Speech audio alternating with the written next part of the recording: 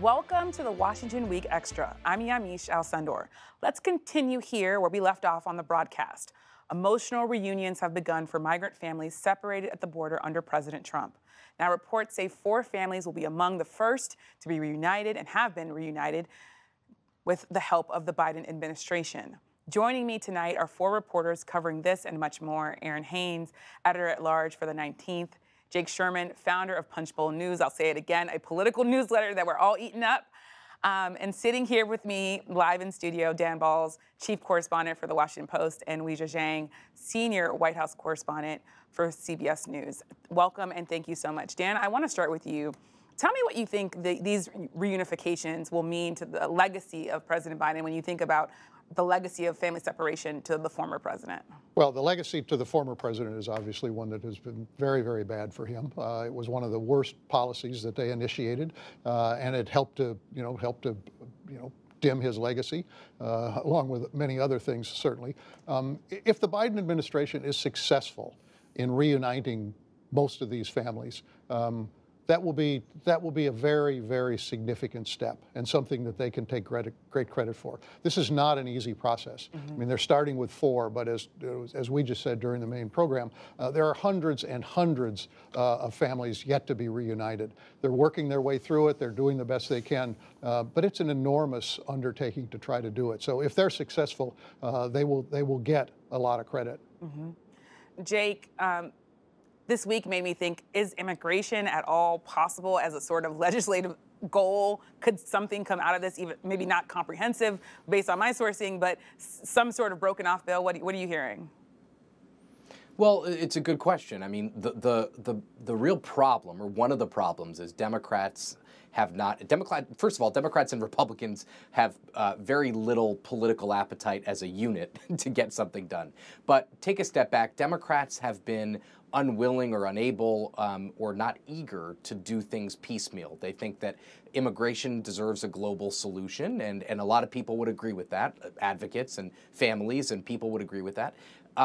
And thereby, for a lot of other reasons, immigration has not been able to get done. Now, we've talked to Dick Durbin about this extensively. Dick Durbin, the Democrat from Illinois, the #2 Senate Democrat, has suggested he is willing to do things in a piecemeal fashion, in an incremental fashion, to get some sort of progress done.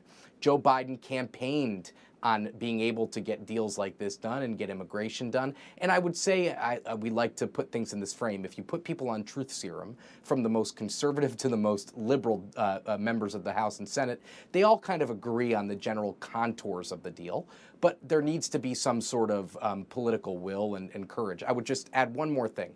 The general trade people will be looking out for is a border security for some sort of pathway to citizenship and for undocumented and illegal immigrants in the country. So undocumented folks would get a pathway to citizenship, border security for conservatives.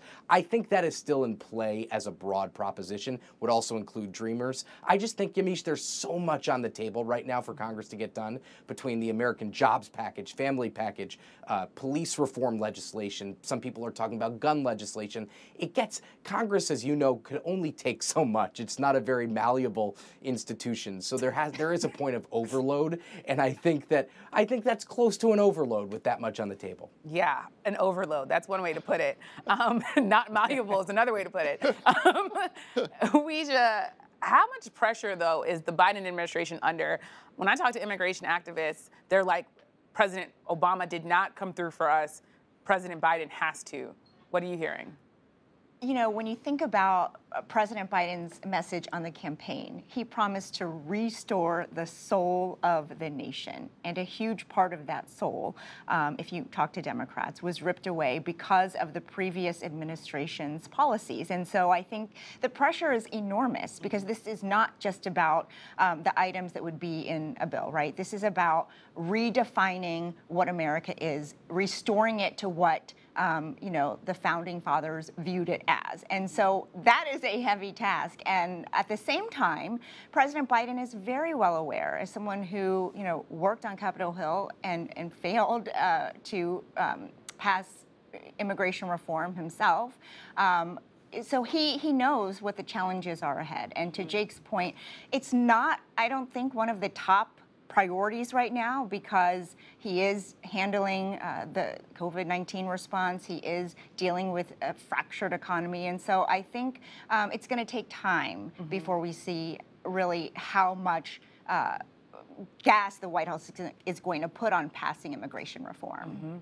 Another big story I want to turn to is former Minneapolis police officers were indicted for violating the civil rights of George Floyd, of course, that African-American man that was killed by a white police officer who kneeled on his neck for 9 minutes and 29 seconds.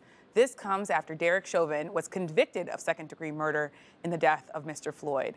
Errin, I want to come to you on this. Tell me a little bit about the political implications of this and what this means that you're seeing federal charges here with these officers.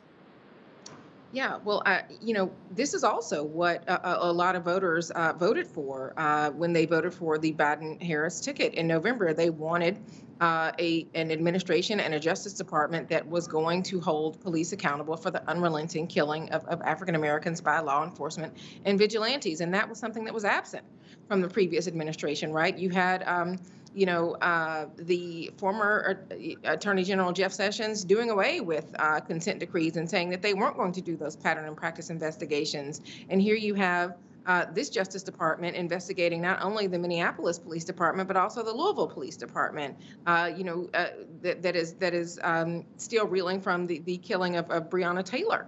And so to see kind of the return of the conversation around police reform, I think this is something both immigration and policing. The Biden-Harris administration is recognizing that this is going to be a multi-pronged approach. What they are not going to, whether or not they're going to be able to get anything done in Congress, there are other avenues that they see to address some of these issues, be it from the Justice Department's perspective, executive orders, or in the case of Vice President Harris on immigration, dealing with some of the root causes of immigration. She's meeting with the Mexican president next week. But with respect to you seeing police officers facing federal charges, seeing these pattern and practice investigations at the federal level into these departments return, I think that what a lot of voters that I spoke to last year would say is that this is, in fact, what they voted for and what they are holding the administration accountable for now in these early days of governing. And Jake, there's a theme when I go to you here. What's the chance of policing reform passing in Capitol Hill? What are you hearing? The President Biden, has said that he wants to get some sort of legislation passed by May 25th, which it would be the 1-year anniversary of the murder, now we can say, of George Floyd. I think May 25th is a bit aggressive in the sense that there's not much time between now and then.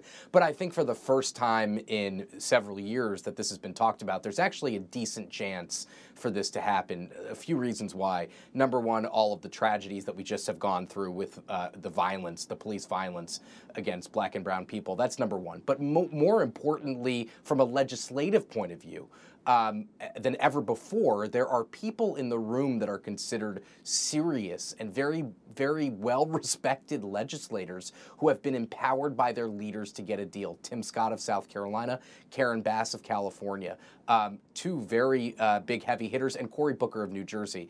Three people who are just incredibly well-respected. We've had Republicans tell us the last couple of weeks, whatever Tim Scott does, we'll be for. I mean, that's an amazing statement. So there's just been a level of trust established over a long period of time between those three lawmakers that nothing is certain, but this is as good of a chance as ever before. They are close on a lot of issues. Right now, their staffs are trying to hash it out while they're out of town for the congressional recess. I imagine they're going to come back in this spring into this summer. They're going to really try to get a deal because there's so much riding on this in real life. This is policies that I think across the board, every member in that room thinks that something needs to get done. That is a good place to start. Dan, Jake hinted at it and really said it. This is life and death for so many people. You talk about policing, especially black people in this country. Tell me a little bit about how you see the politics of this and where this stands when you think of the history of this country and policing. Well, this is an enormously important issue, as I think everybody recognizes, and it went nowhere last year. There clearly, as Jake says, is an opportunity right now to get something done on the policing reform front. And I think that if they are able to do that, both sides will say this was good for the country. We don't know what will come out of those negotiations, but obviously, as Jake said, Tim Scott has a pretty free hand, and the question is, can they ultimately come together? But it feels as though there is a real desire to do it. I think the other point, which relates to what happened today in Minnesota, the Justice Department is being quite aggressive on this front. Merrick Garland has come in with perhaps his own mandate, his own sensibility about this. He's talked about the white supremacy issue and domestic terrorism and how that's going to be a priority. And clearly he's decided that policing is also going to be a priority. So I think the combination of those sends signals to the American people that this administration is serious about it, and perhaps Congress as a whole is going to be serious about it as well. Weijia, how much political capital is President Biden willing to put into this issue of policing, given all that he's juggling? Well, this is another, point that he promised that he would take action on, and that there would be progress on that, he sold to the American people, as Errin pointed out, as part of his ticket. So I know that he feels the pressure, and sources say that, they really feel this is a moment that they can capitalize on. And to everyone else's point, I can't help but think of the questions we were asking to the Trump administration and the very different tone that we're getting, because as you know from covering him, the former president made clear that in his view, this was just a few bad apples. And he, even though he said he was committed to finding a solution, you have to think about what he is saying compared to what President Biden has said and promised, because that sets the bar. And, whether he can deliver, it seems like at least something can be done, especially if they can compromise on that issue of qualified immunity. Yeah, that dovetails with what I'm hearing from White House sources, and also what I'm hearing on Capitol Hill, which is that there's this inflection point that people really want to feel like they acted and lived up to in some way. But we'll leave it there for tonight. Many thanks to Errin, Jake, Dan, and Weijia for your insights. And thank you for joining us. Make sure to sign up for our Washington Week newsletter on our website. We will give you a behind-the-scenes look into all things Washington. I'm Yamiche Alcindor. Good night from Washington.